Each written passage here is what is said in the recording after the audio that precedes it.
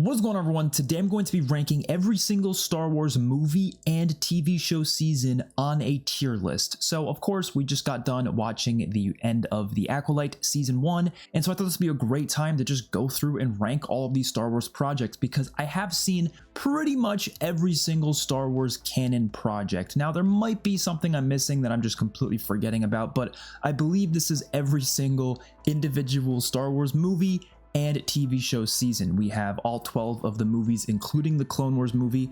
We have a bunch of the animated shows and of course the live action shows. And of course we are doing it individually by each season because I didn't think it would make any sense to rank an entire season's worth of, like 7 seasons worth of television, for example, for the Clone Wars, compared against one Star Wars movie. That's just not a comparison that I feel like I can make. It's much easier to do it by season. And yeah, I thought that'd be interesting. We're gonna do this in different sections. We're gonna start off with the movies, then we'll get into the animated shows, and then we'll finish it off with the live action shows. So let's get started with the movies. First things first, we have Star Wars A New Hope. And obviously I think most people are gonna rank this really high because it is where everything started. And of course, if you grew up with these movies, you're definitely gonna have a lot of nostalgia for them. I didn't grow up with the originals, I grew up with the prequels, but I still obviously love the original trilogy. A New Hope, though, I have to give it credit where it deserves credit. Of course, it is the start of the universe, it is the start of everything, and there's a lot of just insanely creative elements of the Star Wars franchise that starts within this movie, you know, in terms of the design of the different planets that they go on. Obviously there's not that many planets in the movie, but you get, you know, Tatooine to begin with, then you see the Death Star. Like, there's all these places, the overall costume design and the look of different creatures, the lightsabers, the idea of the Force, like all this stuff is introduced here, so you have to give it credit there. But I think in terms of the story and the characters and where they are in this movie, I think I just prefer every single character in other movies, like especially just in the next film for sure. Like, Luke has an interesting arc here, but I don't think his arc is that good until Empire and Return of the Jedi. So there's really not much to this movie that I feel like I ever rewatch it for. There's not much that I ever talk about. It's just one of those movies where it starts everything, so you got to give it credit there. I'm gonna give it a B tier. I know most people would probably give it A or S, but I just can't in good conscience do that when I just don't personally enjoy it as much as a lot of the other Star Wars movies. It also doesn't have as much emotional pull that I feel like a lot of the other Star Wars movies have. Even I would say most of them, to be honest, have more of an emotional pull to them. And again, it's everything started here, so you don't really learn too much about the characters just yet, and obviously you learn to grow them over time. It works for what it is. I just never really loved it as much as I think a lot of other people do, but it's still a solid movie. And then obviously Empire Strikes Back is going to get the S tier. I feel like that's not even one I have to sit here and discuss. It's pretty obvious that this one deserves S tier. It is an incredible movie. It is such a fantastic sequel. I mean, even just the way the movie starts with the Battle of Hoth, it's such an awesome location for this battle, and you get the giant AT-ATs, and you get, you know, Luke dealing with that like Wampa thing in the snow cave. So many awesome sequences just within the opening minutes of the movie, but obviously the best parts come later in the movie, specifically on Bespin and Cloud City. Those scenes are some of my favorite scenes in any Star Wars movie. Obviously Luke versus Vader, you know, Vader revealing his true self, who he is, the fact that he is in fact Luke's father. No, I am your father. One of the biggest moments in film history. You can't not give this movie S tier. I feel like it's such a well-rounded film. And yes, like I said before, the characters get so much better in this one. Han and Leia's romance is great, so that immediately makes them a lot better than they were in the prior film, at least in my opinion. Luke obviously being, you know, actually like a Force user at this point, and actually using a lightsaber, he's just a lot more interesting in my opinion. Even characters like Lando are just a great addition to this movie. I mean, he's not in too much of it, but when he is there, he's cool to see. I think some of my favorite scenes are actually the scenes with Luke on Dagobah with Yoda. Those scenes are so underrated, just seeing him train with Yoda. Yoda is hilarious. I like, he's fun in the prequels and all, but I much prefer, you know, goofy old Yoda than I do with, you know, the prequel Yoda, where he's a lot more serious and stern. Like, I think he's a lot more entertaining when he's just this goofy old man just kind of chilling out in the middle of this swamp planet. R2. But those scenes are fantastic. So overall, yes, this movie is a masterpiece. Now, Return of the Jedi, I feel like a lot of people would actually put this lower than A New Hope, and I just can't agree with those people. I think Return of the Jedi deserves A tier. I think the only thing that holds it out from being an S tier film is honestly the first act. I don't think the first act is bad by any means. I know a lot of people will say it's like terrible, but I don't think it's bad. I just think obviously the stuff with Jabba the Hutt, it's not amazing. It's not the best stuff we've seen. It's fun though. I definitely think it's entertaining to watch, but it is definitely the weaker part of the movie. But once you get into everything on Endor, especially the whole battle in Endor, I love that stuff. I love the Ewoks too. I don't know why everyone hates the Ewoks. I don't get it. Like, they're fun to watch. They're hilarious. And just seeing them fight stormtroopers, is it a little ridiculous? Sure, but it works in my opinion. And then obviously the best part of the movie is the entire end sequence with Luke versus Vader. And I think it's definitely one of the best lightsaber duels in the franchise just because of how much emotion is behind it. Obviously, it's not the most flashy, it's not the most, crazy with the choreography compared to other lightsaber duels, but it has some of the most emotion behind it, which is what makes it work so well. And then of course, Vader ending up, saving Luke and protecting him from Palpatine. Like, that whole turn with his character, it makes sense and it works. And it's a really, really good bow to put on this original trilogy. And obviously, the original trilogy is great. I mean, you can see all the movies are either S, A, or B. Awesome. Fine by me. I really wanted to put Return of the Jedi in S, but I just think it holds it back from being there just a little bit, mainly because of that first act that I just don't think is great. And next up, we got The Phantom Menace. Now, The Phantom Menace, this one's hard because I know a lot of people love this one. I just don't get it. I don't get it, man. I'm gonna put it in D. That might sound crazy to some people. It might be like, what are you talking about? How is The Phantom Menace in D? The only real appeal I can see out of this movie is obviously it's in the prequel era, and I think it's one of the best eras in Star Wars for sure. I mean, I love the aesthetics. I love all the different planets that go to in this movie. There's a lot of cool stuff to it. Don't get me wrong. But I feel like out of all of the movies, it has some of the weakest just overall storytelling out of all of them. It's, to me, just there's not much to it that I feel like is necessary for this overall story. I honestly always have felt like they could have just made it so the first two movies took place around the time of episode 2. Like, episode 1 should have been what episode 2 is, and then episode 2 should have been something within the Clone Wars itself. That, to me, what they should have done with this original trilogy. I don't think we necessarily needed this whole entire movie just showing Anakin's like first entrance into the idea of being a Jedi. I think that could have been a flashback maybe, or maybe we could have learned it in terms of different backstories, but like, do we need a whole movie out of it? I always personally felt like we didn't, but a lot of people disagree with me on that, and that's completely fine. I think the best part of the movie is obviously the duel with Darth Maul at the end. The Duel of the Fates, that is an incredible duel, one of the best duels in the franchise. But one amazing lightsaber duel is not going to save the movie. I feel like a lot of people say this movie is one of their favorites because of that duel. It's a great duel, don't get me wrong. I love Qui-Gon Jinn as well. He's a great character, he's really entertaining. Liam Neeson does a great job with the character. But like, beyond that, there's barely any actual emotional tension to this movie. I feel like everything just feels so plain. The characters deliver the lines in such a plain way. Just a lot of scenes that just, to me, are not entertaining whatsoever. A lot of space politics in it just kind of lack intrigue. I think there could be some interesting space politics they could have done with focused on, but they just really don't. So it's definitely one of the weaker Star Wars movies in my opinion, and that's why it's going in D tier. I don't think it's god awful, but do I think it's teetering on the line of being pretty bad? Yeah, I would say so personally. And next up we have Attack of the Clones, which I feel like there's a pretty big debate between which is better, The Phantom Menace or Attack of the Clones, but I'm an Attack of the Clones guy. I still don't think it's a good movie though. I still would put it in C tier. It's pretty low. That's kind of interesting how every movie is in a different tier right now, but I think Attack of the Clones is all right. It's not bad. I just think it really lacks in the dialogue. I think that's one of the worst things about it. I mean, it's notoriously known for having some really weak dialogue. I think some of the Anakin and Padme romance feels a little forced. I don't think they do a great job with that. It works better in episode 3, but in episode 2, and definitely, I mean, they obviously didn't have a romance in episode 1, but just the chemistry and interactions between their characters just didn't really work for me as well as it does in episode 3. But episode 2, they could have done a lot better for sure. But there's some really amazing stuff about this movie that makes it a lot better. I love the stuff on Kamino, Obi-Wan going to Kamino and dealing with, learning about the clones and everything that's going on with that. And, Jango Fett is great as well. I love seeing him in this.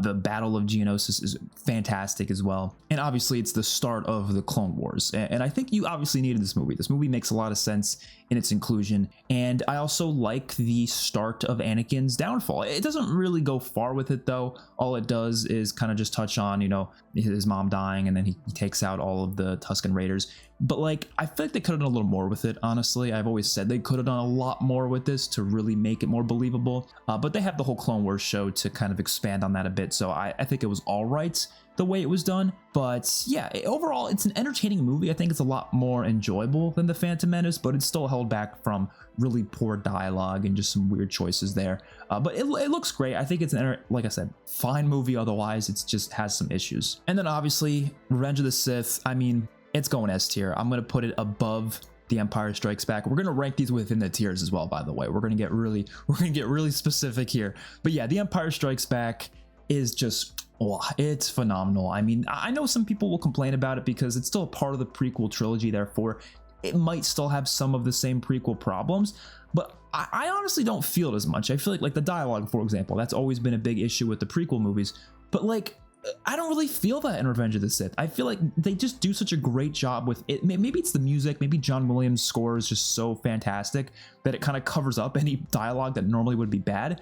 But I think the actors just do a great job with it. Natalie Portman, Ewan McGregor, Hayden Christensen, they do a great job with the script that they're able to make these lines of dialogue that otherwise wouldn't be that great somehow become more believable. And then they become these really iconic lines that people quote for years on end. Obviously, it's all about Anakin's turn to the dark side. And I used to think his turn to the dark side was too sudden, but when you really watch it, you really get to see he really is spiraling out of control. He's been so obsessed with Padme. I mean, even since The Phantom Menace, if we're being honest. And I think that is the sole purpose of his character. He only really turns because of Padme. Obviously, he wants to save her. He wants to do what he can because he knows that, you know, he won't be able to if he's not as powerful as he can be. It's not him just turning evil suddenly. Like, that's kind of what it felt like the first time I watched this movie. But when you really think about it, it's not him just suddenly turning evil. It's him believing that he needs to be evil in order to protect Padme, which is kind of what was forced onto him by Palpatine throughout, you know, all those conversations they had with each other in this movie. It was all part of his plan, of course, but I think it's so damn good and so well done, specifically in this movie. Could it have been better in the prior prequels to build up to this? For sure, they could have done a better job there, but contained within this movie itself, it is fantastic. Obviously, it has some of the best lightsaber duels in the franchise. Well, there's 5 of them. There's 5 lightsaber duels. Even just the first one against Count Dooku is amazing. And then you go to the one with General Grievous. I mean, General Grievous is a cool character. He's not the most interesting character in the world, but he's cool. And then, of course, you have Palpatine. That's not the best duel out there, but it's still a duel. Yoda versus Palpatine is amazing. And then, of course, Anakin versus Obi-Wan being one of the best scenes in the Star Wars franchise. So you gotta love this movie. It's really hard not to love. I feel like, you know, even people who don't like the prequels that much will at least admit that this movie is damn good. But then we get the Clone Wars movie, which this movie is weird because it's essentially the start of the Clone Wars show, and they thought it'd be a good idea to just make it a movie first, which a lot of shows do that. They do a movie, see how well it performs, and if it performs well, they'll turn it into a show. But what's weird about this movie is that rather than just being a movie, it's instead like 3 episodes of the Clone Wars kind of just shoved into movie form, which just doesn't work. Like, it doesn't, because you feel it. You're like, why is there like 3 separate stories going on in this movie that don't really flow with each other that well? And most of the stories are not good. I think the beginning section of the movie is pretty good. The battle on Christophsis, I think, is fine. The introduction of Ahsoka, I think, is fine. I think it's worth watching just for the introduction of Ahsoka. Everything else, I don't care for, and it's not a very good movie. I'm gonna put it in D tier. It's, you know, it's unfortunate, but it is what it is. There's really not much redeemable about that movie for me. I mean, like I said, the early section, the first 20 minutes, I think is the only part you really need to watch. Just watch Ahsoka's introduction, watch her interactions with Anakin, and then that's it. I mean, you probably should watch the whole thing if you really want to be a, you know, Star Wars, you know, if you want to really see everything, but I just don't think it's very entertaining. I personally never rewatched this movie, because it's, like I said, it's just not that good. And then we get The Force Awakens, and this is probably my most unpopular opinion of all time, not even just with Star Wars, maybe of like movie history. And I think The Force Awakens is in fact the best Star Wars movie. I know that sounds insane, and if you've never heard me say that before, you're probably blown away by that, but hear me out. First of all, I don't know where all this hate for the Force Awakens came from, because I remember people loving this movie when it first came out. Yeah, people weren't calling it the best Star Wars movie ever, but they were at least saying it's damn good.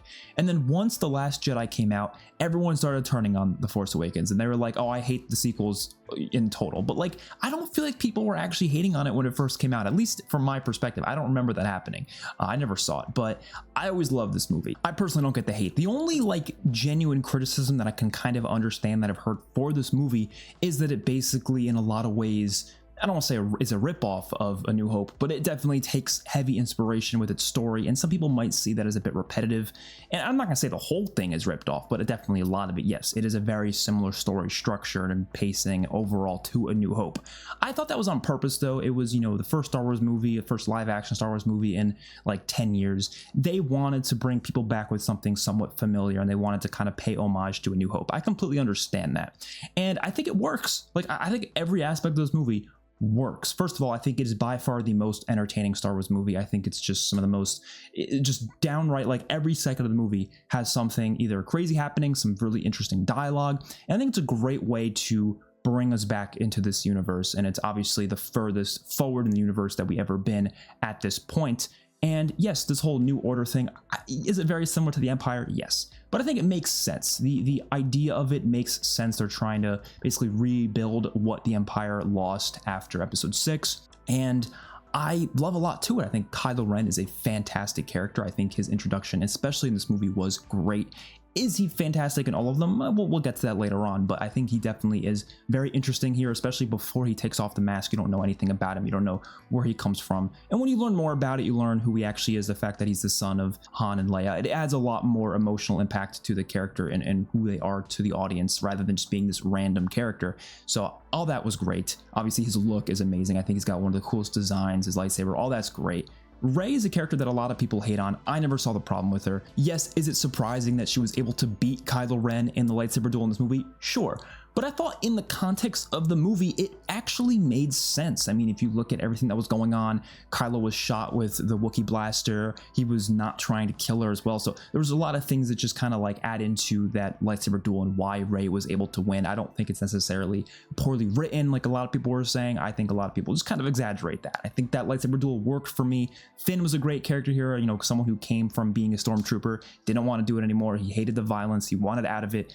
And yes, would I have liked him to become a Jedi? Sure, but they didn't go that route. But at least in this movie itself, I thought he was great. The legacy characters, of course, with Han Solo, Chewbacca, and Leia, they're fantastic in this. Would have been nice to see Luke in the movie along with Leia and Han, for sure. But I think just in the specific movie itself contained in this, I think it really, really works. And what they do with Han's character towards the end of the movie, one of my favorite scenes in the entire Star Wars universe. There's intrigue behind who Snoke is, and I mean, the reveals of who he is later on, I guess, aren't the best, which is probably my only actual problem with this movie, is that the sequels definitely lessen the importance and impact that this movie had, because I just don't think it built off of the story in a way that was interesting or intriguing. We'll get to that later, but that's my only really issue, which isn't an issue with this movie itself. It's just more so what comes after it. It also just looks amazing. I mean, everyone kind of can agree, even people who hate the sequels can agree that they look amazing. It's the best looking Star Wars movies by far. And next up we have Rogue One, which Rogue One is interesting because a lot of people will say, and I know I'm interjecting a lot of like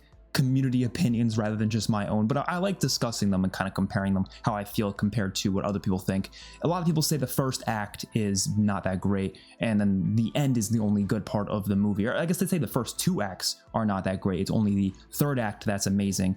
I kind of disagree. I think it really depends on how much you like these characters. If you love these characters, you're going to love the whole movie. If you don't like these characters, you're only going to like that third act. It really just depends on that. But for me, I love these characters. I think they're great. I'm going to give this A tier. I think it deserves it. It is such a brilliant prequel to A New Hope. Actually, I'm going to even put it above Return of the Jedi. I think it deserves to be above Return of the Jedi. It's one of the best Star Wars movies. I think it's not quite there to be S tier for sure, but it's close enough. The Battle of Scarif is obviously the best part of the movie, and then you get to the Vader, hallway sequence. Obviously, those are the best parts of the movie, but I think everything built up to that point is also great. The build up to the Battle of Scarif is really important because if you don't care about the characters here, you're not going to care when some some of them inevitably die in this battle. You have to care about them. So of course, those first 2 acts, just spending time with these characters, kind of like bonding with each other and just, doing what they do a great job with it. I don't think all of the characters are great, but most of them are. And so when you get to that final act, yes, it is incredible. The scale here is great. The scope is great. And they do have a couple of really cool tie-ins with A New Hope. Obviously, it takes place literally days before A New Hope, or actually even the end is like, I think, a day before A New Hope. It's like right before, and that's such a cool way to do a prequel in my opinion. So I love this one. I'm surprised some people don't, but if you don't even like Star Wars, I feel like this is one that it probably feels the most unique. Like, I feel like you can get into this without having seen most of the other Star Wars movies, and you could still kind of get along with the story. You just have to kind of understand what the Empire is, what they're trying to do, and why so many people are trying to rebel against it. That's all you really need to know. But it is such a well-contained story that, of course, is a build-up for A New Hope, but it's not required to see either or in order to enjoy it for sure. And then of course now with the Andor series, which we'll talk about way later, we have all this build up to Rogue One that gives a lot more context to it that I think is really cool. So yeah, this movie, fantastic. Definitely see it if you haven't. And next up we got The Last Jedi, which I'm gonna be honest, it is probably the most disappointing movie I have ever personally seen. That doesn't mean I think it's one of the worst movies I've ever seen. I just think it's the most disappointing. It's the most disappointed I've ever been in the theaters. I left that theater sitting there going, that was not a proper sequel to The Force Awakens. Now, over time, I think I've come around to it a little bit more, and most people have as well. If you go online, people defend the hell out of this movie nowadays, and I respect it because it definitely is the most risk-taking out of any Star Wars movie. It does a lot of unique stuff compared to The Force Awakens for sure. It is way more unique than The Force Awakens. It does a lot of new stuff with it. Rian Johnson really wanted to do a lot of new things with it, and I get that.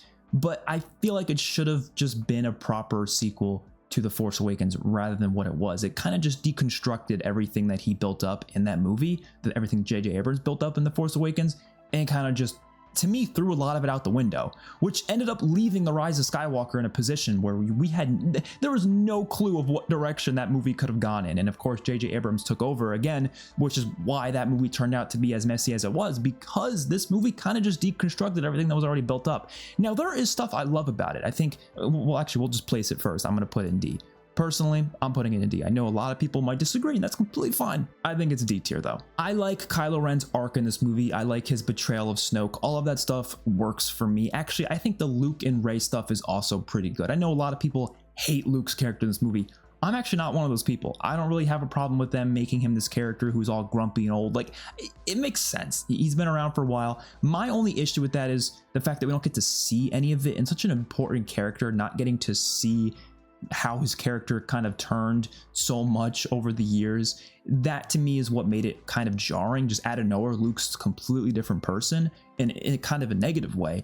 So I can see why people don't like it. I personally don't think it's necessarily a bad thing. I just think they should have found a way to build that up properly, which I don't know how they could have done that, but there probably was a way they could have, for sure. But I do think everything else in this movie kind of stinks. I think Finn and Rose and their little side story on Canto Bight is some of the worst stuff in Star Wars. Like, it's so bad. It's pointless. Doesn't feel like we need, I don't feel like we need any of that story. Like, it just comes out of nowhere.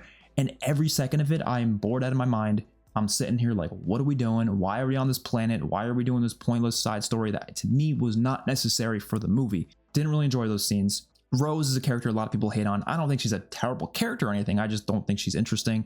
And then you also have the entire plot line with Poe and Holdo, and I didn't like that stuff either. I mean, there's just a lot of just misunderstandings between the character that could have been solved with just some more communication. I think a lot of people give that criticism. It's a pretty consistent criticism with this movie, and I agree. There's a cool scene, of course, when Holdo does that thing where she shoots through the ship. That scene's really cool, but everything else, don't care for it. Leia, there's some cool stuff they do with her here, but some of it didn't really like too much. I don't really mind the whole her flying in space thing. I don't mind that as much as everyone else does, but was it a little weird? Sure. Overall though, I think the movie is still beautiful looking, just like The Force Awakens. So part of me wants to say maybe it doesn't deserve D, maybe I can put it in C. But just based on my pure disappointment that I had the first time I watched it, I don't think I could possibly put it much higher. I just can't. Maybe over time after I rewatch it more, maybe I'll like it more, but I just don't like a lot of the decisions it made. and just in general, the fact that I only really liked maybe like 25% of it, it's hard to rate it higher than that. Up next, I got Solo, A Star Wars Story, which this movie to me is like one of the most pointless movies of all time. Like, it doesn't need to exist, definitely, but I guess technically none of these movies need to exist, so it's not really like, you know, it's not a big deal. It is its own self-contained story, although it is obviously, you know, a backstory for Han Solo, how he met Chewbacca, all that stuff. A lot of it I just felt like we didn't need to see, though. Like I said, like I wasn't really like questioning, oh my god, I need to see Han Solo's backstory. I really didn't. But, you know, there's some stuff to it that I think works. It is an entertaining blockbuster. You know, Emilia Clarke's in this. You also got Woody Harrelson. They're fun to watch for sure, so that's okay. But I just never really found the movie to be that great. It's fine, though. Again, it's an entertaining blockbuster, has some cool scenes. I'll give it a C tier. Like, I feel like it's just... that's a fine ranking for it. I don't know. It's probably better than Attack of the Clones. It doesn't really have any problems with it necessarily, which is why I'm giving it C tier. But it's just, I just don't really care as much. Also, Donald Glover's in it, so he's cool to see as Lando. I mean, again, entertaining to a degree, and therefore it's watchable, but it's not like a necessary watch for any Star Wars fan, at least in my opinion. And lastly, for the movies, we've got The Rise of Skywalker, and I mean, this one is there's a lot of people who hate it, and I get why. I completely understand why people despise this movie. It makes sense. It's a messy movie. It's all over the place. It came after two movies that just didn't really bounce with each other too well, so it is definitely all over the place. They don't really know what to do with it. That's very clear. But I still don't hate it as much as others do. I'm not going to say it's that highly rated, of course. I'm going to put it top of C tier. Obviously, it's still, again, not a great movie. Completely understand that. I enjoy it a lot more than The Last Jedi, though. I would rather rewatch it. I feel like there's more to it that I like. I think the characters work better here, having them together rather than separate as well. I think that works better for the story. I love Kylo Ren's arc in this movie. I think he's one of the most consistent characters in all these movies. He's always great, and he was great in this one as well. And, you know, Lando in there coming back was cool. I think it's actually got one of the strongest soundtracks in the franchise as well, as great music to this movie. Palpatine returning is still, you know, weird that they would do that, obviously. It makes sense, though, because a lot of people act like, you know, it's like, oh, how did he live? It was a clone. I think a lot of people don't realize that was a clone of Palpatine. A lot of people don't understand that. I don't think they properly explained it, I guess, but I always kind of understood that it was just a clone. It is kind of dumb, though. Like, why bother doing that? You should have just had some other character. But again, they were kind of written into a corner. So they just said, fuck it, let's just make the craziest movie we can think of. And to me, some of it works. There is some solid action here. It looks amazing. It's probably one of the best looking Star Wars movies. Again, there's a lot of promise to this movie. It's just so goddamn messy that I can't rank it high. It's just more potential and more enjoyment than I would in a movie like The Last Jedi, at least in my opinion. I know a lot of people who definitely respect creativity more than anything will definitely disagree, and I respect creativity too, but if it's creative and I don't enjoy it, then I'm not going to give it much of a high rating. But that does it for all the Star Wars movies. Surprisingly, none of them got F tier. I don't want to say surprisingly. I don't think any of them deserve F tier. So now let's start ranking the animated TV show season, starting off with The Clone Wars. So The Clone Wars is, I mean, I'll just say it now, my favorite show in Star Wars history. Like, out of every Star Wars show, I think it's the most consistent. I think it has some of the most interesting storylines, and it's 7 seasons, so there's a lot to it. But let's start off with season 1. Season 1 of The Clone Wars, to me, it is the weakest. I think most people would probably agree with me. It is the start, but there's just not as much to it that I feel like I care about compared to some of these other seasons. Now, how low would I rank it? Probably, honestly, even bottom of C. Like, here's the thing. There are some great arcs here. My favorite arcs being, I love pretty much everything with Asajj Ventress and Grievous. I think is great this season. There's a lot of cool scenes with them. There's a lot of cool episodes with them. I love the Duel of Droids arc. I feel a lot of people hate that arc for some reason, but I liked it. I don't know. There's some cool stuff there. The Cloak of Darkness episode is amazing as well. I mean, that includes a lot of with Ventress, but all that stuff is great. Ahsoka in general, I think, is just great this season. I know a lot of people say she was kind of annoying in the beginning. She only became good later on, but I always thought she was a fun character. She was obviously not as serious and not as well-rounded. She was definitely, you know, not fully a Jedi in terms of her abilities yet, but she is still good to watch. I think she's entertaining, and just like any Clone Wars season, I think it's kind of up and down. There are some parts of the season that I think is just really not good, especially the last half of the season, which is weird. I think the first half is much better. Once you get into like the last 7 or 8 episodes, it's just not very good. So it definitely holds the season back quite a bit. The animation's obviously not as good as later seasons as well, but it's not bad. It's not, I'm not sitting there saying this animation's terrible. It's just compared to other seasons, it's obviously not as good. It's just less important, less, you know, consequential moments compared to other seasons, so kind of hard to rank it that high, but it's overall fine. I think it's just all right. But up next we have the Clone Wars Season 2, which I do think Season 2 is quite an improvement over the first season. But honestly, I don't think it's like a huge improvement or anything, so I'm only gonna put it in C tier as well, but I'm gonna put it at the top of C. I think it's definitely better than the Rise of Skywalker. There's a couple of fantastic episodes here. I mean, the Cad Bane introduction is amazing. They kind of start the season off with that, and I loved those episodes for sure. One of my favorite episodes is actually the Brain Invaders episode, where Barriss gets invaded with the Geonosian brain worms, and I thought that was really entertaining. You have a whole Ahsoka versus Barriss thing there. I thought was pretty cool. There is the clone deserter. You get to kind of learn about this clone that just kind of left the war and had his own family and everything, and that was a really cool story, kind of learning about some clones and how they feel about the Clone Wars. Stuff like that is really cool. So this season started to kind of expand these characters a bit and kind of make them more interesting, make the Clone Wars specific characters a lot more interesting. A lot more stuff with Rex here as well. You also get the introduction of the Mandalorians. You get Satine's introduction, and her connection with Obi-Wan is amazing, and those episodes are all fantastic. But just like season 1, the final like 8 or so episodes is just not that good. Like, I don't know what it is with these first 2 seasons, where it starts off really solid and then it just does not end that well. But I think definitely you have a lot more important stuff to season 2 compared to season 1.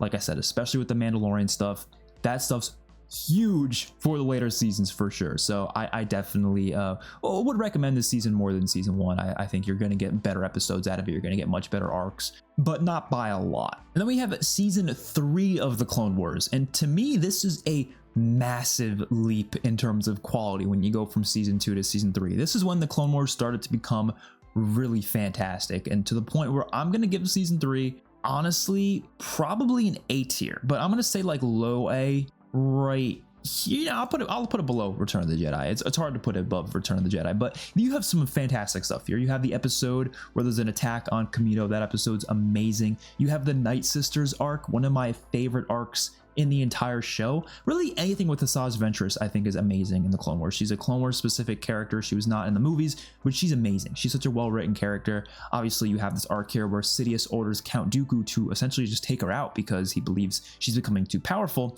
and she goes back to her home planet Dathomir, and she has this whole, you know, thing with the Night Sisters, and she ends up teaming up with Savage Opress. You get his introduction. He's a great character, and you eventually learn that yes, Darth Maul is out there. He is still alive, but you don't get to see him this season, but he is out there, and I love all that stuff. That stuff's amazing. You also have the Ghost of Mortis arc. That stuff's incredible, like just what it does for just learning more about the Force. You know, you learn about the father and the son and the daughter, whatever it was. I forget the names of them, but the whole thing you learn about, really interesting and really important to the beginnings of the Force in general. You just learn about so much, and such an important season for that. I really don't think there's anything bad about this season. There's maybe a couple episodes I don't like, but it is really solid. It's definitely one of the best seasons of the Clone Wars, so gotta put in A tier. Then we get the Clone Wars season 4, which season 4 I think is very close to season 3. Like, I honestly don't think it's a major difference in quality, but I'm just gonna put it slightly below season 3. I think I just prefer season 3 ever so slightly. Again, very slightly. But season 4, I think there's much higher highs because there are some of the best episodes in the whole show here. Like, for example, the Carnage of Krell arc, which, I mean, this is an arc that goes on for 4 episodes, but specifically the Carnage of Krell episode, so good. That whole character, that whole story on the planet Umbara is amazing. And then you also have Dooku ordering Grievous to attack the Night Sisters, and I mean, Grievous basically takes out a lot of the Night Sisters. That episode is amazing as well. You also have, of course, Darth Maul's return at the very end of the season, which he only gets 2 episodes. I mean, it's crazy they put him on the damn season 4 poster, but he's not like that much in the season. He's only in there for the last 2 episodes. but when he is brought back, it is phenomenal. He is definitely, I would say, the best character in the Clone Wars. He gets so much more depth to him. I don't think he was even that good in the Phantom Menace, but he is so damn good in season 4. So definitely loved his position there. But other than that, I feel like there's much lower lows. So I think that's why I'm giving it a lower rating than season 3. I think season 3 is a little more consistent, whereas season 4 has some really bad episodes. There's a couple of droid solo episodes, which I don't know whose idea it was to do droid solo episodes where it's just droids. Those episodes kind of suck. So season 4 has a couple of stinkers there, but the good stuff is so fucking good. So I have to give it A tier for sure. It's as simple as that. Like, it definitely deserves A tier. And then we get to season 5 of the Clone Wars. I'm gonna be honest, this is an S tier. This is an S tier. I don't know where though. Should it be higher than The Empire Strikes Back? I don't know, man. Like, the Clone Wars season 5 is just, it's outstanding. And yeah, I honestly might put it higher than The Empire Strikes Back. I'm gonna do it. I don't think I could put it higher than Revenge of the Sith though. But this season is stellar. So first of all, okay, let me get the negatives out of the way, because there are negatives. The first half is not that great, which is crazy for me to say that the first half of the season is not that great, yet it still is S tier. That's insane. But when you get to the last half of the season, starting with episode 14 to episode 20, those episodes are like peak Star Wars content. Like, it is the best Star Wars stuff you'll ever see. There's a couple other things that, you know, compete with it, but some of the best Star Wars content you'll ever get is in those 6 or 7 episodes. It is fucking incredible. You have Darth Maul and Savage Opress working together, and they essentially just take over Mandalore, which is amazing. And you see that whole episode, which I think it's one of the best episodes in the show, The Lawless. You guys know what episode I'm talking about. That episode is phenomenal. It is like genuinely a masterpiece in storytelling. It has some of my favorite shots in Star Wars, like just the way it looks. It's so good. A couple of really huge character deaths, a couple of really huge moments. The entire plot with Mandalore I thought was always amazing in the Clone Wars, but this is where it's at its peak, because Darth Maul coming there, just take it over, like, oh god, man, it's so goddamn good. And then you have one of the best lightsaber duels in the franchise with Sidious, or Palpatine, whatever you want to call him, coming to attack Maul and Opress. And oh my god, man, like, that's just fucking phenomenal stuff. Again, a lot of important deaths here in this episode, a lot of huge impactful moments. It is such an incredible time. And that's not it though. Like, you get that amazing arc, which is already phenomenal for so many characters. Amazing for Obi-Wan, Satine, Darth Maul, Savage Opress. So much amazing stuff there. Then you get into the Ahsoka leaving the Jedi arc, which is also one of the best arcs in the entire franchise, where she gets framed for something she didn't do. She gets really annoyed with the Jedi. It's this whole thing. She feels like she has to leave at the end, and it's such an emotional moment when she does leave. And it is like one of the most tear-jerking moments, where she's talking to Anakin, and Anakin's basically talking about how, like, he understands where she's coming from. You know, he has reasons for wanting to leave the Jedi as well. And then Ahsoka basically lets him know that she knows, which is such an impactful piece of dialogue. Like, that dialogue is just so good. I understand. More than you realize, I understand wanting to walk away from the Order. I know.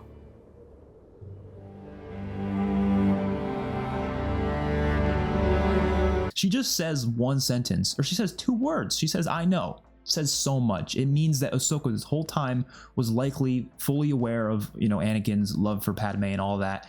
And she, like, understands it. She's like, that's fine. It adds so much to these characters and their bond and connection. And you need this. Like, those episodes are fantastic. But obviously, you have to keep in mind the first half of the season. There's some really bad episodes, really bad droid arc episodes. There's a couple arcs there that I think are fine. They're just not great. They're not amazing. But those final bits of the season is just amazing. It's literally some of the most important Clone Wars episodes ever. Next up, we have season 6 of the Clone Wars. And season 6 of the Clone Wars is interesting because this is the season where the show got canceled. So they had to cut a lot out of it. It's a much shorter season. It's only 13 episodes. Most of the seasons previously were like 22 episodes. Only 13 episodes, I believe. So it's a lot shorter, but there's some good stuff here. I think there's like 2 or 3 arcs I love. And then the other stuff's not that great. You have You have this whole Jar Jar Binks arc. It's really bad. I mean, anything with a Jar Jar Binks solo episode is probably not going to be very good. But you have the whole clone conspiracy arc where they kind of find out about these chips. And I thought this arc was so important because everyone kind of felt like in Revenge of the Sith, the clones just kind of going along with Order 66 felt kind of weird. Like, why would they all go along with that? And then you're going to do this whole show building up these clones to be these likable characters. How could they possibly turn on the Jedi like that? It doesn't make any sense. So they wrote in this whole plot line that makes so much sense where the clones had chips in them and they were essentially ordered to do it. They had no choice. Writing that into the story was so smart, and that is kind of what season 6 starts off with, and it's such a good storyline, especially with the character of Fives. And so for that, I have to give this season credit. It also ends really good with a really cool Yoda arc as well. Everything else, though, is not that great, so I can't give it that high of a rating, but I'm going to give it B tier, low B. It's a totally fine season. I think it's enjoyable. And let me get to Clone Wars Season 7, the final season. I mean, you probably know where this is going. I do have a reaction to the final 4 episodes of this season on my channel, so definitely go check that out. And those are the best 4 episodes of this season. They're the only 4 episodes that I feel like put this where I'm gonna put it, and that is S tier. It is going even above season 5. I don't know if I can in good conscience put it above these. You know what? Maybe I can. Like, okay, I'll put it there for now. I will say the first 4 episodes, they're fine. Like, you have the whole Bad Batch story there. That's fine. They're entertaining. They're not great. They're not amazing, but they're fine. The next 4 episodes, the return of Ahsoka, I don't like that much. I think Ahsoka's fine. Obviously, seeing her come back is good, but I don't like Trace and Rafa. I don't think they're that great of characters. But once you get to episode 9, 10, 11, 12 are probably the best, like, 2 hours of Star Wars content of all time. Like, that to me is what makes it, I want to put it at the #1 spot, because those episodes are fantastic. You get the return of the storyline from season 5 with the Mandalore plot, including, you know, Darth Maul, and then it's just, oh, it's so good. Just the Siege of Mandalore is fantastic. You get Ahsoka versus Maul, which is, in my opinion, I want to say the best lightsaber duel in the franchise, including live action. Like, it is so good. They did mocap for it to make it as good as it could be, and it looks amazing. Like, one of the best looking duels out there, and the emotion behind it's obviously very, very huge. So love that. And then you get Order 66. You get to see that from Ahsoka's perspective and how she deals with it, and how Rex deals with it, and all these other clones, and just seeing them trying not to do it because they don't want to, obviously, but they're being forced to by these chips. That stuff's amazing, and it makes that whole clone conspiracy arc in season 6 have a lot of, you know, bigger importance to it. The way they end it is just, it's phenomenal. Like, it is easily some of the best Star Wars content ever, without a doubt. So S tier is a great place for this. I don't know if I can put it above Revenge of the Sith, though. I feel like Revenge of the Sith is just, you know, it's Revenge of the Sith, right? It's just hard to put it above that. But I think the final season, it's definitely the best season of television for Star Wars, so don't expect any season of television to go above that for sure. But it's outstanding. It's outstanding stuff. You know what? Fuck it. I'm putting it above Revenge of the Sith. I don't give a shit. You know, I kind of want to put it above. Yeah, I'm putting it above the Force Awakens. Yeah, why not? Why the hell not? It's so good. I don't care. No, I can't. I can't do it. I'm sorry. I just can't. No, I can't. No. We'll figure it out later. This is a hard choice. It's like a nail. They're very close, but oh man, yeah. I don't know. You also get Bo-Katan in here, which is cool to watch, Bo-Katan, but I don't know. She's not obviously the best part of the season, but there is just. It is Ahsoka's season for sure. It is all about her, and those last 8 episodes really are all about Ahsoka. So I love that stuff, and yeah, if you've never seen it, definitely go watch it. And then we get to the Bad Batch. So we have all 3 seasons of the Bad Batch here. They have finished this show, and honestly, I feel like the Bad Batch, all the seasons are pretty close in quality, so I'm gonna rank them kind of similarly. I'm not gonna talk too much about this. I just got done recently watching it, actually, and it's pretty good. It's entertaining. I like the Bad Batch. I think they're a cool group of characters. I think the overall importance of this series is pretty huge, to get to see what happens with the clones after the fall of the Republic and seeing the rise of the Empire. I think it's important to see what happens with the clones, and having a group of clones that weren't affected by Order 66 is huge. And season 1 I really enjoy, especially how it starts off with Order 66 from the perspective of these clones and just them being so confused why other clones are attacking the Jedi, and they're like, what the hell's going on? And then, you know, you get the introduction of the character of Omega, who I think is a pretty good character, and I think season 1's pretty good. You also have, you know, Cad Bane in this season, you have Fennec in this season. The Camino episodes are probably the best episodes at the very end of the season, so I would probably just give this a solid B tier, probably even above the Clone Wars season 6. It is just overall really solid. I found myself enjoying most episodes. I think it's very consistent all around. There's not many like bad episodes or anything, so it's definitely very different than the Clone Wars, where I feel like the Clone Wars, obviously you had so many characters, so a lot of times you would go like a long period of time without certain characters showing up, but this is all about the Bad Batch, so you get all these characters all the way through, and they're great. You know, you got Hunter, Wrecker, Tech, Echo. There's so many great characters there that I really enjoy watching. There's some characters that are even better in later seasons as well, which season 2 we'll get to next, I think is even better than season 1. I'm going to put this a little bit above season 1, not by a lot though. I think it's pretty close. Again, the quality is very, very close, but I do think season 2 is better. You have the end of the season, which is amazing, with one of the biggest character deaths, or actually I would say the biggest character death in the show. You guys know who I'm talking about if you see the show. And I also love Crosshair's arc in this season. Crosshair is a great character, and I love what they do with this character in the season. Also, definitely in season 3 as well, and his connection to Omega that comes later on is amazing. And I also love how this season gets a lot deeper into what the Empire starts to do with the clones by replacing them with the Stormtroopers. So loved all that. All that stuff was amazing. And I would say the season's definitely better than season 1, just by a smidge. And then we got season 3, which honestly might be a hot take, is probably my least favorite Bad Batch season, which I might be a hot take. I don't know. I'm still going to put it in B tier though. It's still a decent season. It's just, I think in comparison, it just gets a little more repetitive this season. A lot of the season is just constantly fighting the Empire, but I feel like I started to get to a point where I was like, okay, I want this story to complete now. I thought this was a great story, but I didn't know if we needed all these episodes to tell it, and I started feeling that like halfway through season 3. But there's some great stuff there. Asajj Ventress has an episode here, which she's awesome to see, but I really wish she had a bigger role in the story. I feel like she could have had more to do. She only had that one episode. She was fine there, but I would like to have seen a little bit more. I think Omega is at her best here. She's definitely at her best in terms of her character, and Crosshair as well. I think he's probably at his best. So yeah, really enjoy the season, but I definitely don't think it's better than season 1 or 2, unfortunately, but it's still solid. I thought the ending was amazing. They really closed out this story in the best way possible. And now we got Rebels. Of course, there are 4 seasons of Rebels, and Rebels, the only thing I don't like about this show as a whole, I don't love the animation style. I don't think it's bad.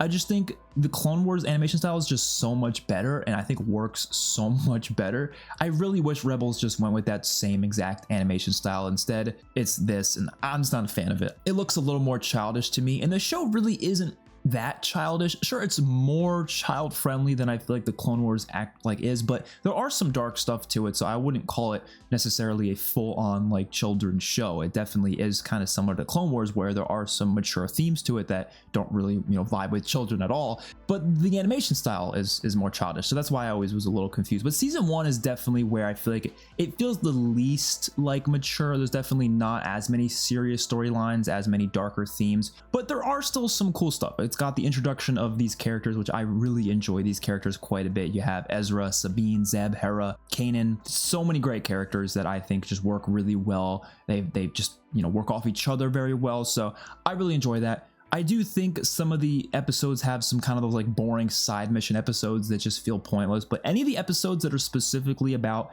either the Inquisitors or they're focused on trying to take down the Empire, those are good episodes. Those are solid, and I enjoy them quite a bit, but I think the season just doesn't really have enough of that. So season 1, I'm going to give a C tier, probably like behind, honestly, even behind Attack of the Clones, which might seem really, really low, but just like the Clone Wars season 1, I feel like they didn't get to that point yet where the show is really solid. I don't know what it is with their first seasons of these animated shows. Sometimes they're not that amazing. I think the Bad Batch season 1 is probably the best of the season 1s for these animated shows. But yeah, it's totally okay. I don't think it's bad or anything, but it's just doesn't quite have as many amazing moments as I feel like it should have. But then we get Rebels season 2, and immediately you see the improvement. This season is so much better than season 1, to the point where I'm gonna give this an A tier. Like, this is similar to that gap between the Clone Wars season 2 and the season 3, where it's just like huge jump in quality. That happened here as well. I think they realized they had something special here with these characters, so let's actually do something with it, and they really did in season 2 of Rebels. You have the Siege of Lothal start off with that. Darth Vader being there was great, obviously. Ahsoka joins the show, and she has a pretty big part to play in this season. She's definitely the most prominent in this season out of any of the Rebels seasons, so she was awesome to see. I think she has a lot of great storylines that especially in the end. I mean, if you've seen that episode, you know what I'm talking about. Twilight of the Apprentice, that episode is probably one of the best episodes in Star Wars history, with Ahsoka versus Vader. So damn good. And obviously Darth Maul is here as well. He doesn't get introduced to this show until the very end of the season, but he's amazing. He's amazing to see again, obviously. And he, continues off of where he left off in the Clone Wars rather well, where you're kind of just like, you're not really sure exactly what his motivations are at first, but you start to learn them a little bit over time, and they are so well written. This character is so damn good in Rebels. I don't think he's better than he is in Clone Wars, but he's still really solid here for sure. You also have an episode with Princess Leia. They bring in Leia, which is cool. Like, they just kind of tie in themselves with the original trilogy a little bit more, and I think that's really cool because, of course, the Clone Wars taking place between episode 2 and 3, and then the Bad Batch between episode 3 and 4. You also have this taking place between episode 3 and 4, but it's closer to episode 4. You're a lot closer, so there's a lot more the show can kind of work off of with the original trilogy compared to working off of the prequels. So I love all that. I think this is definitely one of the best seasons of Rebels, but I don't think it's the best season. I would give the best season of Rebels to season 3. Season 3 also got probably the best poster. It's going to go above season 2. It's not above Clone Wars season 4 or season 3 though. It's close, but it's not quite there. But yeah, it definitely deserves to be quite high on this ranking. I absolutely love season 3 of Rebels. You have the introduction of Grand Admiral Thrawn, such a fantastic villain. Sabine's character here is just immediately improved. I thought she was always pretty good, but she gets this whole storyline with the Darksaber and the Mandalorians, and I love that shit. Like, that shit was so damn good. You of course have the Twin Sons episode with Darth Maul and Obi-Wan, which is probably one of the best moments in the franchise as well. So I mean, a lot of great stuff here. I wish Ahsoka was actually, a focus in here. She really wasn't, obviously. Regardless, everything else is phenomenal. I think it definitely is slightly better than season 2, just by a sliver. I think I definitely debated that over time, though. Sometimes I like season 2 more, sometimes I like season 3 more. It just depends. But I think Darth Maul's story here and Grand Admiral Thrawn is kind of what puts it above season 2. And also Ezra is just a lot more mature here. I think that's cool to see his character grow so much ever since the Twilight of the Apprentice episode. And yeah, definitely love Rebels season 3. Rebels season 4 I honestly don't like as much as I wish I liked, but I still think it's really solid. I'm gonna say top of B, maybe below A New Hope. Yeah, right here, below A New Hope seems fine by me. It's shorter than season 2 and 3, but it's really solid. It has a lot more with Grand Admiral Thrawn, obviously, and it's just all about the final battles against the Empire, essentially. Final fights against them, and kind of like the Bad Batch season 3, I think some of those battles started to get a little repetitive. I felt like, okay, let's get to the point here now. We've been doing this for so long. I feel like there was a certain point where I felt the repetitiveness, but there are some solid stuff here. Bo-Katan, she's cool to watch in this season for sure. There's some more stuff with the Mandalorians that I really enjoy. The Jedi Knight episode, I believe it was episode 10, such a phenomenal end to a very beloved character. Loved all that. You have a World Between Worlds episode, which had some of the craziest, explorations of the Force that we've ever seen. And I love how it ends, and having Ahsoka return as well. All of that was amazing. So I gotta give this season a lot of credit for having some of the most emotional moments of this show as well. But I just don't think it lives up to season 2 and 3. I just don't think it competes with those, but it's close. Obviously, you can see it's not that far away from these seasons. Overall, Rebels is a solid show and definitely deserves the love it gets, but it's not better than the Clone Wars. Definitely not. And next up, we have 2 shows that I don't have much to talk about. I really don't, because they're just shows I don't care about. Like, I watch them because technically they're Star Wars shows. I don't even know. I think one of them is not technically canon. I am not even sure. I watched them anyways, so we might as well rank them. This is Star Wars Resistance and Star Wars Visions. Both of these shows had 2 seasons. Let's start off with Resistance. Resistance is very much a kids show. Like, it is fully a kids show. It's not really mature whatsoever. There's like no mature themes. There's no mature story. It is for kids through and through. and that's fine. Like, I don't think there's anything wrong with that. If you're gonna do a show for kids, that's fine. And it's marketed like that for sure. I wasn't like shocked that was for kids when I watched it. I just did it just for the sake of it, and I wasted my time for sure because I didn't care for a single second of it. I'm gonna put both of them in F tier. Season 1 goes in F tier. Season 2 was slightly better. I'll put it a little bit higher. So Resistance is essentially what Rebels is, but for the sequel trilogy. Rather than, Rebels takes place before the original trilogy, this takes place before the sequel trilogy and kind of builds up the idea of what the Resistance becomes. And there's like a couple of things I guess were fine. They have Captain Phasma's in it, Poe Dameron's in it. Like, those are the only parts that I felt like I actually kind of cared about. Everything else is just like, I just don't care. All the new characters were so bland and were just so boring. And obviously, again, it's for kids. They're not supposed to be all these entertaining, deep characters. It's literally just have some crazy stuff go on and some fun colors. And it's a very cartoony, obviously, with its look. It's got the worst animation out of all these shows, in my opinion. But again, it's not meant to be serious. It's just whatever. And that's fine. Like, again, if it's for kids, that's what they wanted. I feel like, if they wanted to do this like Rebels style show for the sequel trilogy, they should have just made it like Rebels. Make actual good storylines, actual mature, interesting storylines with decent characters, rather than just going full, let's like make this for kids. Like, that's what it is. And I just don't think it works at all because of that. So yeah, unfortunately the show kind of flopped for me, and I don't think many people care about it because I never hear people talking about it. But then we have Star Wars Visions, which this show is different because it's not like it's not like it's for kids necessarily. It's not for me. Like, I watch it and I'm sitting there like, I don't have any interest in this. So season 1 is going to be an F. Season 2 is also going to be an F, just slightly better, just a little bit higher. So Visions, if you don't know what this is, it's essentially an anthology series where each episode is a completely new story, and it's a completely different animation style. And that is the only thing about this series that I think is genuinely pretty cool, is the whole idea of having different animation styles per episode, because it is cool in terms of just appreciating the animation and what they're able to do. I respect the hell out of it. Like, it looks pretty cool sometimes. But every single one of these stories, I don't care about. Like, I tried to get attached to the characters and the stories. None of it I cared about. I really tried. If they wrote good stories that worked, that's different, but they really don't. And the thing is, it's an anthology series with like 13 to 14 minute episodes. Like, I can't get attached to a story in 10 minutes. I just can't. And they're meant to be short stories. I get it. I would have much preferred if they maybe did like longer episodes, even if it was like 20 minutes, 25 minutes, that would be a lot better. But for the length that they were, I just couldn't get into it. But it is a show that if you like animation a lot, it is worth checking out just to see all the different animation styles. But it's not for me. Therefore, I'm putting it in F tier. This is my own subjective list, of course, so it's going in F. And next up, we have Tales of the Jedi. This is a 6-episode series that actually recently came out. They also have Tales of the Empire, which we'll talk about next.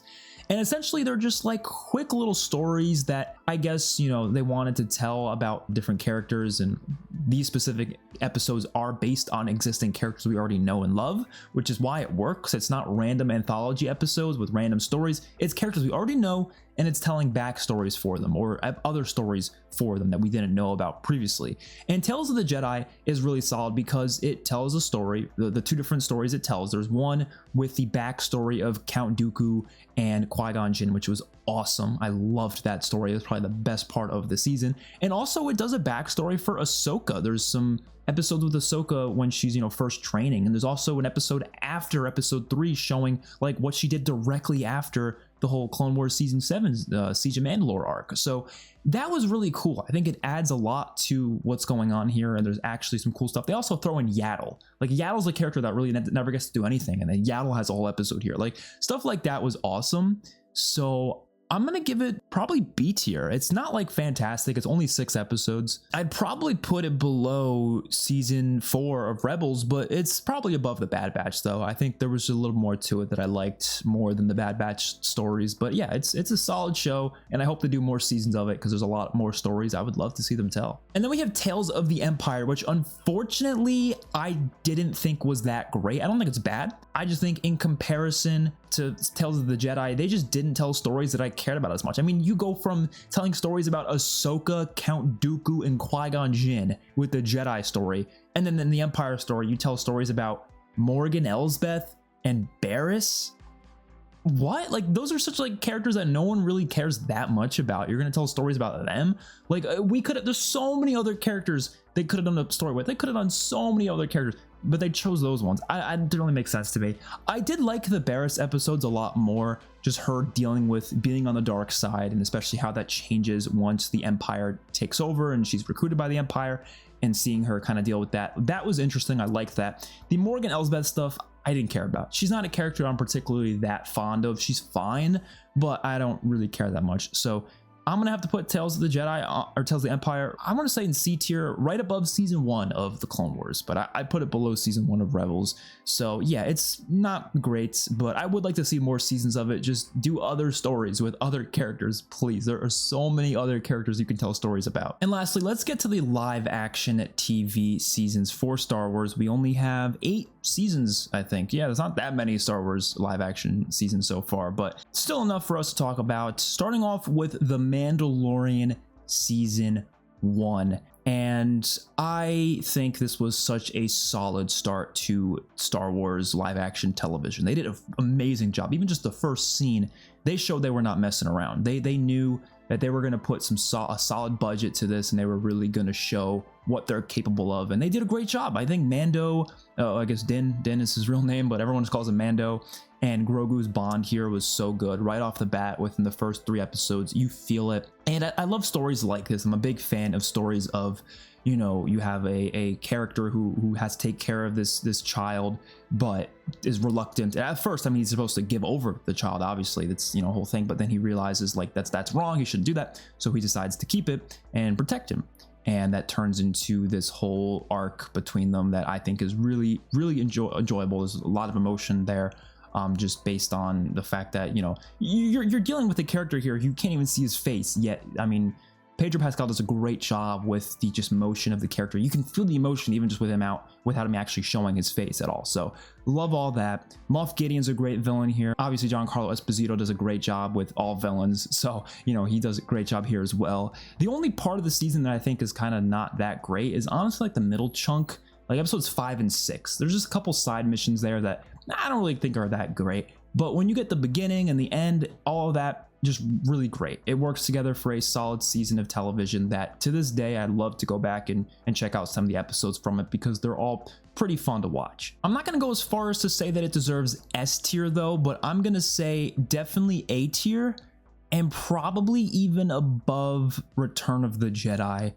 but not above Rogue One. I think that's good. That's a good placement for it. But again, this is just the first season. It was definitely a solid start to the Disney Plus shows, and they knew exactly how to get us entertained. And yeah, it was great. But then we got Mando season 2, The Mandalorian season 2, which in my opinion, this takes what makes season 1 so great and just expands upon it. It literally just took everything and just built it off of it, like to make it 1,000 times better, to the point where I do think Mando season 2 deserves the S tier, and I would even go as far as to say it's even better than the Clone Wars season 5. Wouldn't put it higher than Revenge of the Sith though, probably just right below it. I think this is a solid season of television. It gets some hate. I think the only hate I ever hear about it is people just don't like cameos. They always say, oh, cameos, it's just forced fan service. But I don't feel like most of these appearances of these characters that we know are cameos. I feel like a cameo to me is like if they just kind of throw in a character for like 3 seconds and say, oh my god, look, it's that character, and then they don't have any importance to the story. But pretty much every character that appears here has a pretty huge importance to the story. The only one that I can understand maybe doesn't have a huge importance is Luke, because Luke could be any Jedi and it would be the same, right? Obviously, it had a big importance to our own enjoyment of that episode and the, you know, impact it had on us. But in general, that could have been any Jedi and it really wouldn't have made a difference. But Bo-Katan, Ahsoka, and Boba Fett are characters that I would not classify as cameos. They are actual characters who have actual storylines in this season, and they work really well. Yes, is it, you know, enjoyable? Is it fan service? And to an extent, maybe you could say it's a little bit of fan service, but it's good fan service. It's fan service that works. The characters have depth to them and they actually do stuff in this season, so I don't see the problem. And the bond between Din and Grogu is the best it's ever been here. Like, it's just outstanding how good their attachment is, to the point where at the end of the season, when he has to give Grogu up, it is one of the most upsetting moments in the entire Star Wars franchise. It's one of the only moments that made me bawl my eyes out. If you've seen my reaction, you know what I'm talking about. I cried like a baby that episode. It's time to go.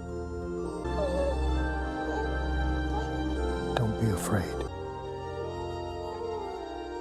It was amazing. And yes, Luke coming back was amazing too, but it wasn't really what made that episode so good, in my opinion. It really was that emotional impact that that storyline had. And yes, the Ahsoka episode was also fantastic. Yes, the Bo-Katan episode was fantastic. The Boba Fett episode, most of the episodes in this season were fantastic. Episode 7 as well, that episode with Bill Burr's character. Bill Burr did such a fantastic job with that character. The emotion on his face, the depth to the character was so outstanding. I loved that shit. I think he's actually one of the best characters in this entire show, and that episode was amazing. So this show as a whole, I love, but season two I think is where it's at its best. And then we get to the Book of Boba Fett, and what the fuck were they thinking, man? Immediately I'm putting this in D tier. I don't think it deserves F. But the Book of Boba Fett was so disappointing. I wasn't expecting it to be amazing because I already thought from the beginning, Boba Fett is not a leading character. He's really not. He works great as a secondary supporting character. He was amazing in The Mandalorian Season 2. I loved him in that. But why not just keep him in The Mandalorian? He should have been in Season 3. That should have been where he stays. Why did we need to have a separate show with him? There was no reason for it. And I really don't think any of the storylines with Boba Fett in this season are that particularly interesting. They kind of make him a little bit more of a nice guy, like he's not this, hard ass that we all assumed Boba Fett was, which I just don't like that direction for his character. Like, yeah, it adds more depth, but he was always such a badass, right? And he still is a badass in this season, don't get me wrong, but he's more of a kind-hearted badass. And I'm like, that's not really what I thought Boba Fett was, and that's not what most people liked Boba Fett as either, so I never was a big fan of that direction. And the episodes themselves are not that entertaining as well. There's some moments that I like, sure, but this is when Disney Plus's shows started to feel like they have a lot of problems to them, and I started noticing them in this show specifically. The pacing was off, all of it was just off. And then you get the Mandalorian episodes. When they bring in Din, he comes back into the story. I was all for it. I was hyped. I was like, holy shit, they're bringing back, this is basically the Mandalorian season 2.5. I was all for it. But then they do something that I just absolutely hated. And of course, that was making Mando and Grogu reunite so soon after what happened at the end of season 2. That ending of season 2 was so important and impactful. You should have left it like that. If you're gonna have them reunite, have it be way later down the line, right? But literally in another show, like right after season 2, what? Like, you're not even doing it in his own show, which is already a problem in and of itself. Anybody who doesn't watch the Book of Boba Fett and just watches season 3 of The Mandalorian, they're gonna be like, what the hell happened in between season 2 and 3? Why are they back together? This doesn't make any sense. Really weird choice there.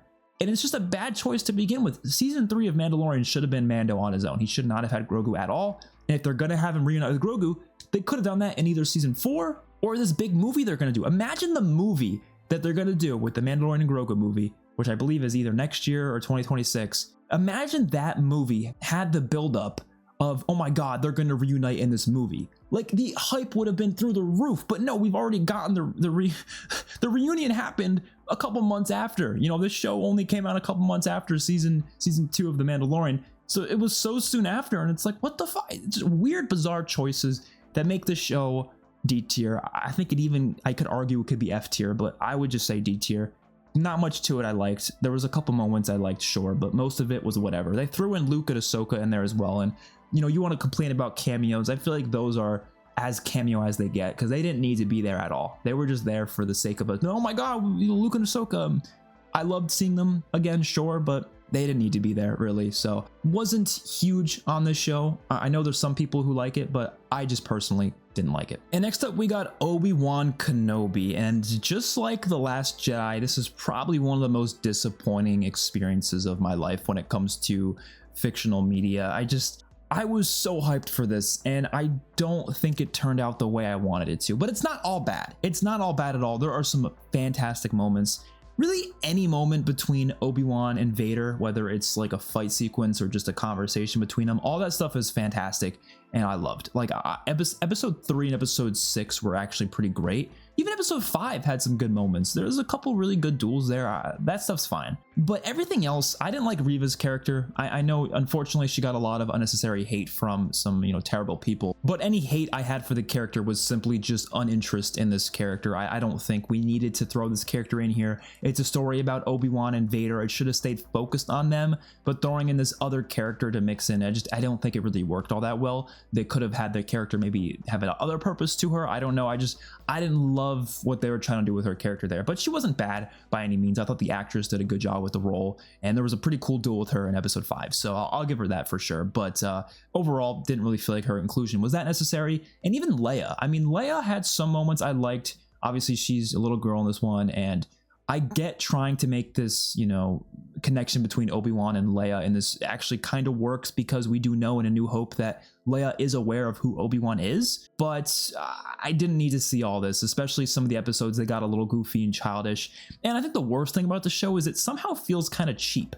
Like, I don't know how. It's an Obi-Wan Kenobi show. You would think they would throw all the budget they possibly could at it, but somehow it feels kind of cheap. It doesn't make any sense why it feels cheap, but it just does. So I'm gonna give this a C tier, unfortunately. I think it doesn't deserve obviously anything as low as like a D, but it just wasn't as good as it could have been. I'm honestly gonna put it probably even below Attack of the Clones. No, I'll put it above Attack of the Clones. At least it has decent dialogue, so I'll put it above Attack of the Clones, and I'll even put it above the Rise of Skywalker. I'll throw it up there. There was enough moments to it that I think it deserves some credit, but overall, not a great show. I honestly think it could have been a movie, and honestly, I think it should have been a movie because I don't think they needed a lot of the stuff that they did. They could have cut it down quite a bit and just make it a movie, and I think it would have worked better. A lot of the 6-episode Disney Plus shows I think just should have been a movie, and this is definitely one of them. And next up we have Andor, which we still have season 2 incoming. I'm not sure when that comes out. I think maybe next year. But Andor is an interesting show because there's stuff about this show I think is like some of the best Star Wars content we've ever gotten, but there's other episodes that I just don't think are that good. So it's kind of just, it's a very solid, well-written show. That is, I think, the best way to put it. I think in terms of any Disney Plus Star Wars show, it's probably got the best writing, the most consistent writing, the most consistent quality too. Like, there's never a point where I feel like they're cheapening out. Everything feels high quality, which is crazy how this show was able to do that with 12 episodes, but Obi-Wan with 6 episodes felt cheaper. I don't understand how that happened, but it did somehow. I'll give Andor an A tier. I'm gonna put it probably between season 3 and 2 of Rebels. I think there are episodes that are absolutely phenomenal. The whole prison arc, and especially the One Way Out episode, I think it was episode 10, is phenomenal. Like, I absolutely love Andy Serkis's character. I think he's so good.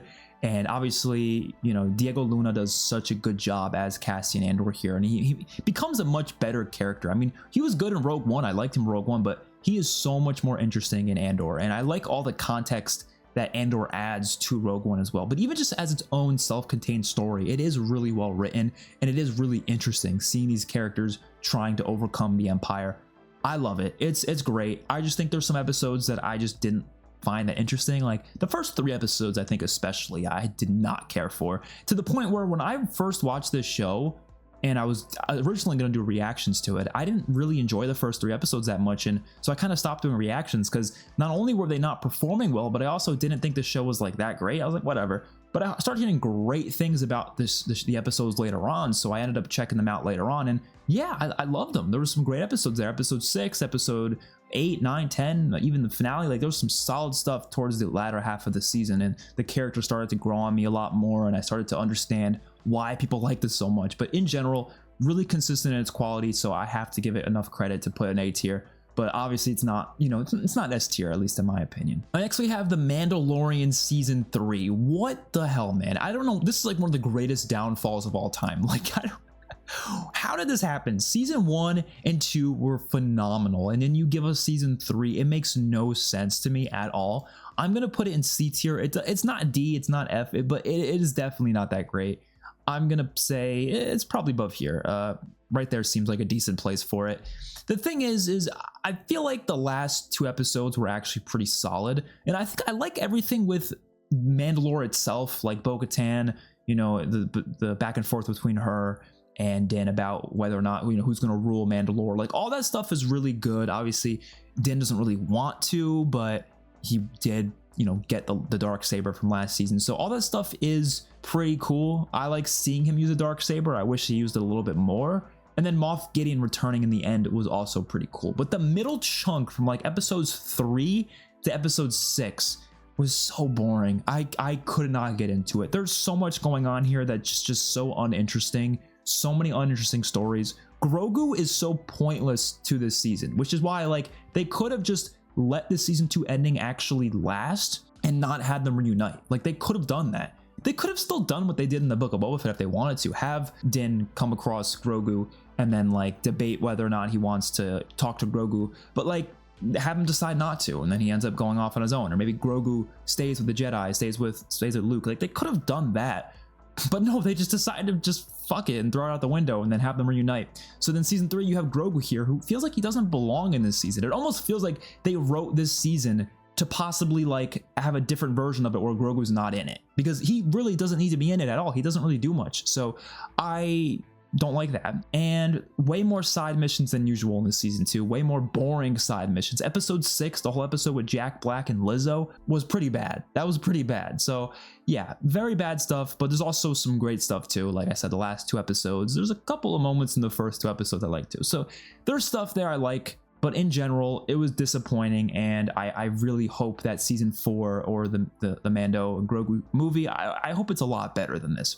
I really do. And then we have Ahsoka season 1, and Ahsoka season 1, there's so many moments that I think are phenomenal here. Episode 4 I think is the best episode of the season, to be honest. Like, I love that shit, but there's also some stuff I don't love as well. I think it doesn't end strong. I think the ending is a bit iffy for me. It doesn't end in the best way possible. And just like Obi-Wan, there's some moments that feel cheaper than it should be, but there's also some moments that I think look great. Like I said, episode 4 looks amazing. The lightsaber duels are pretty good. Obviously, episode 5 is the one that everyone talks about. I felt like that leaned a little too hard into the whole fan service thing for me, which is unfortunate, but there is some stuff that I didn't even care that it was fan service, because it was just really cool to see. Obviously, it was cool to see Hayden Christensen back, but we already saw him in Obi-Wan, I guess, so it wasn't like that crazy to see him back again, but it was still cool nonetheless. So I don't know, Ahsoka's very much like, I love what they do with her character here. I loved Sabine. I thought she was great here. The inclusion of all the Rebels characters, at least most of the Rebels characters. You had Ezra, you also had Hera, like those were great. And I enjoyed them for sure. There's great aesthetics to the show. I love how the show looks. And I don't know, I had really fun watching it. I had a really fun time watching it. So I'm gonna give it a B tier. Probably not above, yeah, no, I'll say above Rebels season 4. Even above A New Hope, maybe. Yeah, I feel like it deserves to be above it. I really felt like Ahsoka was on a strong, it had a lot going for it. And Thrawn was cool to see in it as well. But I feel like it didn't hit the landing. It didn't stick the landing fully. But regardless, I really enjoyed this season nonetheless. And then finally, we have The Acolyte season 1. This is so hard to talk about because there are some stuff to this season that I think was actually phenomenal. The lightsaber choreography was some of the best we've ever seen in Star Wars. I'm not even kidding. Phenomenal stuff. There is also just some pretty interesting storylines that they had going on here. I thought like Sol was a good character. I honestly thought Osha and May in the start were pretty interesting. I think Kamir was interesting. I liked Jecki, seeing Daphne Keenan here was cool. Like, there's some good characters, but the pacing and story structure of the show is god awful. Like, it's some of the worst Star Wars pacing I've ever seen for a show. Just like Obi-Wan, this should have been a movie. It really just should have been, or maybe even just a more expanded on TV show that doesn't have as much, like, it's so weird because it feels so slow in some points, and then it also feels too fast in other points, which really is a bizarre thing for me, but that's just how the show felt. And I don't know, I liked a lot of it, but I also hated so much of it as well. Like, there's episodes, they have full flashback episodes that to me like felt so repetitive. There's 2 flashback episodes that were practically the same story, just from a different perspective. Do we need 2 episodes out of that? I don't think so. There was episodes of them just traveling. So many conversations where characters are talking like the same conversation they've already had 15 times, and for some reason they're having that conversation again. They do this criticism of the Jedi, where at least some characters are criticizing the Jedi, but a lot of it doesn't really fully work out in total. I'm gonna give it a pretty low rating. I'm probably gonna say, I want to say bottom of D tier. I want to say bottom, or not bottom, a top of D tier. Either top of D or bottom of C. Either one would work with me, but I'm gonna say D tier. I've really thought about it, and I feel like that just makes the most sense to me. It's unfortunate that that's the case. I really wanted to like this a lot more, but what can you do, man? What can you do? The Acolyte, it is what it is. I want to see season 2. Hopefully it's a lot better, but I think the season 1 was just, it was so flawed. It was very, very flawed, so I have to put it there. But yeah, let me know what you guys think about this ranking. Do you agree with this? Do you disagree with this? This is in order within the tiers as well. So yeah, I'm sure stuff could change. I can think differently one day and be like, oh, maybe this deserves to be here. Definitely could happen. But in general, I think this is how my rating would be. I could, you know, change some of this. Maybe Rogue One could definitely be S for sure.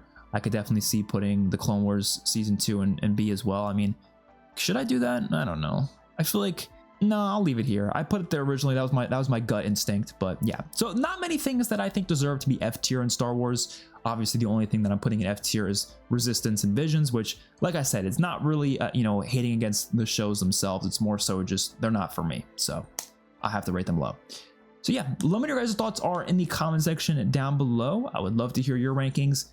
Peace out, everyone.